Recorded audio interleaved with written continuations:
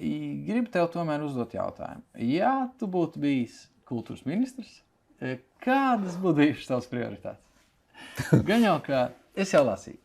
Negribot, tu jau negribēji būt kultūras ministrs, tās ir baumas, bet gan jau, ka tajā brīdī, kad parādījās tās ziņas, gan jau kaut kādas idejas radās par to, ko tad tu varētu darīt, ja nu pēkšņi tā gadītos. Nav tā tīvi. Pareizi. Tajā brīdī, kad jo frakcijā ar partijas vadību par to nebija runa.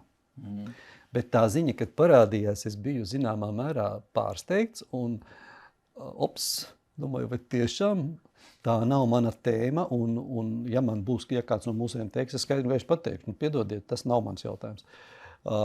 Mēs visi kultūru pazīstam, bet vadīt to.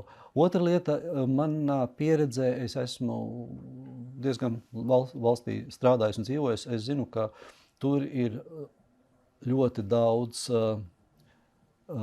dažādu interešu un savstarpēji grūtas savienojumas. Mākslinieki ir radoša tauta, bet katram arī ir virzienam savas sāpes un viss. Es, tad, kad to izsludinu, pēc tam jau, kad man pārmeta par to, ko es būtu darījis, kapu svētkus pasludināt par valsts svētkiem. Nav humors, tāpēc, ka manā pusē kapu svētki tā ir tradīcija, ko nevar aizmirst. No Latgales nāc? Jā. Man problemātiskākais un to, ko man šķita, ka visgrūtākais tā brīža kultūras jautājums, tas bija divas lietas. Pirmais bija, kā saskaņot teātra, jeb aktieru prestižu, jeb cieņu sabiedrībā ar viņu algu un vienlaicīgi teātra spējām nopelnīt naudiņu.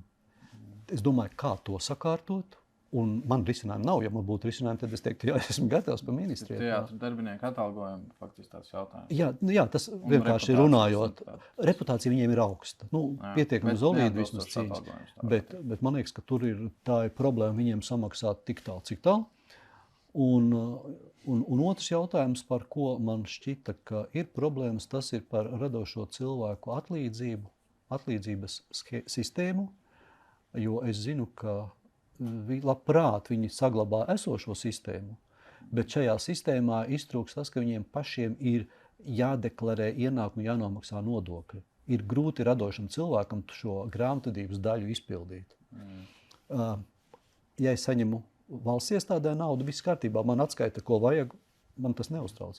Radošie ir pēc būtības pašnodarbinātie lielākā daļa. No vienas puses, tu esi saņēmis naudu, ļoti grūti no tās šķirties ir maksāt nodokļi. No otras puses, nodoklis tev nav, līdz ar to nav sociālie labumi. Tur ir tā problēmiņa. Un es tās sapratu kā tēmas, kas man būtu jārisina, bet kur es momentā nezinu atrisinājumu.